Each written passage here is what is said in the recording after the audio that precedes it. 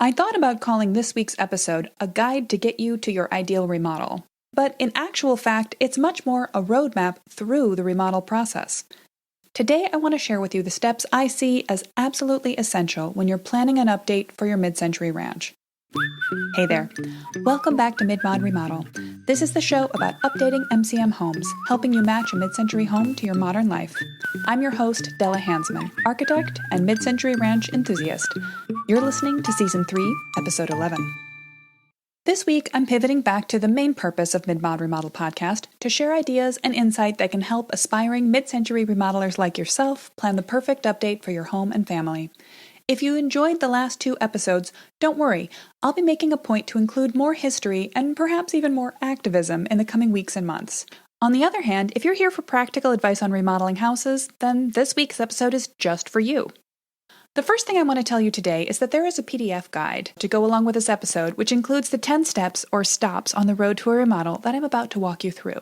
Go grab your copy at midmod-midwest.com/roadmap. Here's the thing.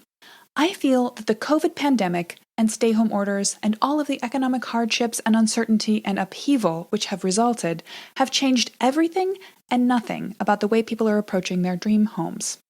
Perhaps it's more helpful to say that the last few months have really focused all of our attention on the importance of home, on how much the places we live affect our daily lives. That's been my subject all season, and it keeps cycling back to the top of my own awareness. I was chatting just yesterday with a current client about how the changes in our collective culture are affecting his remodeling plans. We're working together on some quick updates for a newly purchased ranch before their family moves in, and a master plan for the next 5 years that incorporates space for his parents and in-laws to come share the household with him, his wife, and their kids. This has been their dream for a while now, but with the added concerns of COVID, we're tweaking that vision to make sure we can plan a space that will be as safe and comfortable as possible for the extended family.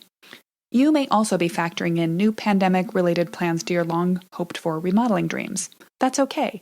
In fact, I think it's a good idea to consider your plans for your home as fluid, able to change with you and your household. If you're going to take on the work, expense, and disruption of changing your home, do it thoughtfully, and after taking the necessary time to consider how those changes will match the house to your life over the next few years and decades. The number one mistake people make with remodeling is jumping the gun. They take their remodel out of order and end up stressing themselves out because they haven't set a proper foundation for the whole process. Or worse, end up with a house that they've just poured time and dollars into that still doesn't give them that transformative, just right feeling they were looking for. I don't want that for you. That's part of the reason I created this roadmap. This is a framework for planning a remodel that can flex and change with your circumstances. Each of these steps is an important part of the process. Each will help you make sure that the remodel you plan gets tightly tailored to what you need right now and is hopefully flexible enough to meet your needs through changing times ahead.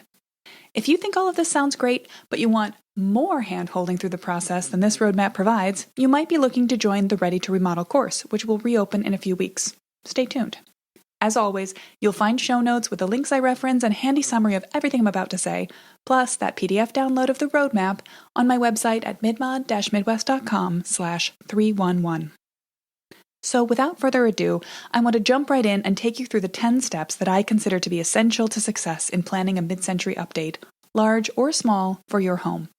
There are 10 steps on this roadmap. Number 1, figure out if you're ready for a remodel. 2, clear the deck. This means banish clutter from your life, at least temporarily. 3, determine what you really need from your update, and what you want as well. 4, become the expert in the house you have right now. And 5, which ties in with that, get smart about how the building and zoning codes in your area may affect your plans. 6, hopscotch right over the common mid-century house problems by standing on the shoulders of the mid-mod remodelers who've come before you. 7, gather ideas and inspiration and keep them in a way that works for you. 8, pull all of that together to create your master plan or the giant wish list of everything that you could do for your home. 9, figure out your scale. Is this happening all at once, in phases? Is it large, small, DIY, or hired out? Note, next week I'm going to be talking about how to plan a doable, DIY-able remodel to suit our new COVID-constrained reality. So keep an ear out for that one. And finally, 10, coordinate and carry out the work at your own pace, in your own way. Again, this is a lot to throw at you in one podcast, and that's why I've included all the things I'm going to talk about today in the handy roadmap download. Multitasking right now. Hey, I like to listen to podcasts while I walk the dog or work on the house. Just listen along and grab the PDF later. Or feel free to get your hands on it now and follow along as I chat with you. So, let's start at the beginning with step 1. Figuring out, are you even ready for a remodel right now? How can you know when you're ready to plan a remodel? Well, if you're here listening to this podcast, I'm going to argue that you are ready to plan a remodel. Or at least you can be with a little help. I can tell you right now, remodeling is always disruptive. In an ideal world, the best way I can think of to remodel would be to be independently wealthy, take a year off from your work, your friends, your childcare responsibilities, and devote yourself to planning and managing a remodel while you live off-site. That's not how people are able to remodel. That's what imaginary ready looks like, though, and people sometimes feel like they need to wait until they achieve that magical state. Actually ready is whenever you decide to start making things happen. Instead of even asking yourself if you're ready to do a remodel, ask if you are ready to live in a remodeled home. Ask if you need a remodel right now, if your life would be dramatically improved by that change. So the way to figure out if you're ready to remodel is to stop asking the question and start thinking of yourself as ready enough. Start believing that ready is a state of mind. Step 2 requires a little more physical work and some soul searching, because it involves clearing the decks, and by that I mean getting rid of the extra stuff in your life. Before you can assess how much new space you might really need in your home update, you have to get your possessions down to fighting trim. Take the time to organize your life and get rid of the things you don't need or love. Hello, Marie Kondo. This might be the difference between needing to make an addition or just making layout improvements and finish updates for the space you already have. Guess which one of those two costs more? Decluttering and essentializing what you have paves the way for a great remodel. Real talk, even if you don't want to start by handling all of your possessions again, you are going to have to move everything out of the way before you can start a remodel. You might as well make sure that everything you store or relocate while the work goes on was worth it. So start the process of thinking about what your remodel will really be like by checking in with what you've got stashed around the house. If you're looking for more decluttering inspiration, I've done a podcast episode on this subject. There's a link in the show notes, or just go to Season 2, Episode 6. Step 3 is to figure out what you really need from your update. The only way to be happy with a remodel is to focus the whole project on you, your family, and what you want and need. Don't try to plan a remodel for resale value, and don't try to match some ideal that you saw on TV, on Instagram, or in a magazine. Plan a remodel for yourself. Personalizing it is the key to satisfaction when you remodel. And when you do, you will free yourself to make some really fun and personal choices. You'll find that decisions are more quick and easy when all you have to do is ask, do you like this idea? And you'll focus your budget on the things that are going to make the biggest difference to your life and your family. So take the time at the beginning to really ask yourself what you and your family are trying to get out of this home remodel process. Step 4 is one of the things I come back to again and again and again on this podcast, that you should become the expert in your own home. When you take the time to know your house inside and out, you can confidently speak with designers, suppliers, contractors, and more. You can avoid unpleasant surprises and make the most out of your interactions during the remodel. If you have a house with specific issues like water leaking in the basement or old faulty wiring, do call in a plumber or an electrician, get an expert on hand, but ask them for a consultation, not to fix the problem. You want to know what you're dealing with before you start planning the whole remodel. Knowledge is power, and by getting a handle on what's going on within your house before you kickstart the project, you'll be able to take the lead and make decisions from a place of confidence. Part of that process is step 6, getting to know your local building code. You want to be very familiar with the local rules governing what you can and can't do with your home, and with what the local authorities will want from you as you go through the remodel process. Are there setback requirements, flood zone concerns, or other restrictions to consider? You'll want to know those before you start planning and before you set your budget. Sure, this is something you can farm out to experts, but the more you know, the more you'll be able to navigate the process of the remodel with ease. When in doubt, again, call an expert for a consultation. In the case of code questions, you can contact your local building department to confirm and clarify any code-related issues. Step 6 is deeply based in what I do with Mid-Mod Remodel and Mid-Mod Midwest. Take advantage of common MCM home update solutions. You don't have to reinvent the wheel. Learn from the successes and failures of other mid-mod remodelers to make your own planning easier. While every home is unique, there are some common areas that always need a little loving care in a mid-century home. Educate yourself on what other people are doing so you don't have to reinvent the wheel. Step 7 is to gather your ideas and inspiration. Ideas for improving your mid-century home are all around you, both in the real world and online. You might get inspired by someone's front door while you walk in the neighborhood, or as you scroll through your Pinterest feed. You might see a cozy reading nook in a nearby cafe, or find an image of one on Pinterest. Whenever inspiration strikes you, capture it.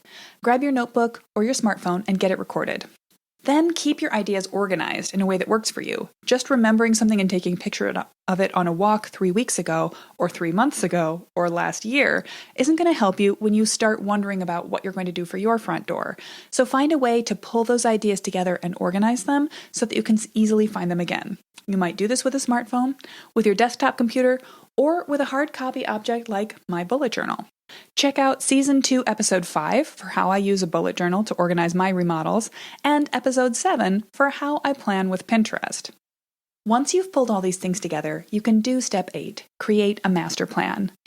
You've invested the time to plan a mid-century renovation, and now you can clarify what you want and steer yourself on the path to your ideal future home. Your master plan should include the full understanding of where you are right now, a vision for the overall style of the house, a list of your biggest remodeling priorities, perhaps in order, rough floor plans of the house showing the changes you want to make, and a collection of mid-century details, materials, and inspirations. Check out the last episode, 7, from Season 1, which is all about how to create a master plan for your remodel. Then you'll need to decide what your scale is. Step 9 is figuring out who will do what. Once you've got an idea of everything you want to take on, you can break it down in terms of timing, budget, and scale. Make sure your plans match your budget. Research the relative costs of your ideas for the remodel and weigh them against their importance to you. If you're realistic about your skill level, time, and budget as you plan, you'll be able to have a successful remodel and avoid disappointments. Are there parts of the project you can do entirely on your own? At what stages would you need to call a talented handyman or a specialty subcontractor?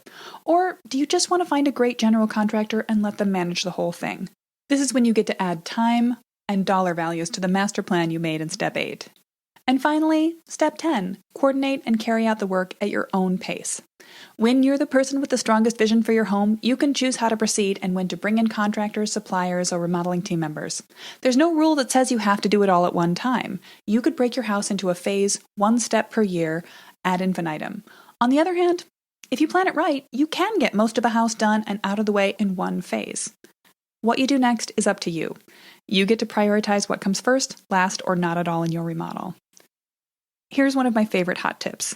Set a motto or a mantra for your remodel at the beginning of the process. Decide on your design style or your remodeling philosophy early, and then whisper, sing, or shout it to yourself over and over through the process to keep yourself on track. What do you want to get out of this journey? Because while you are working towards an endpoint, a remodel here, how you get there is also part of the experience. The fact is that no one is ever perfectly prepared and ready with enough time, money, and energy and attention to plan the perfect remodel for their house. Instead, you have to come at it from a different way. Do you need a remodel for your house? Can you envision how it would make your days happier, more efficient, would help you and your family get along? Would it fill you with joy? If so, then you're ready to plan a remodel. So you're ready to go on to the other 9 steps. Those other questions, what is your budget, your free time, etc., that's not how you decide remodel yes or no. Those are the factors that go into your planning. If you're feeling short on hours or dollars, we might be talking about a smaller scale remodel, sure. Limited time or budget, though, don't mean that you don't need and won't benefit from updating your home to better match your and your family's life. So remember that although this is a big 10-step list, it doesn't have to be for a big project. You could use this same process to plan a huge remodel of your whole home or a small intervention in a few crucial places in your house.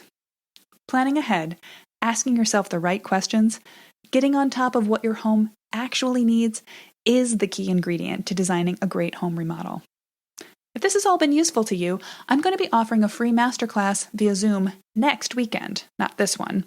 Get signed up on the waitlist at midmod-midwest.com/newnormal to hear some more detailed thoughts on how we can tweak our existing remodeling plans to best meet the moment and our new normal situation. I really hope I'll see you there. You can find links to everything I've just talked about and find an outline of what we've covered in the episode at midmod-midwest.com/311. Hey, if you've been listening to Midmod Remodel for a while now, can I ask you a big favor? Please take the time to navigate to the show page and leave a rating and review. I'd love to hear your thoughts about the show, and I'm always looking for suggestions about what you'd like to learn about next. So long for now, Midmod Remodelers. I'll be back next week with more stay-home home improvement advice.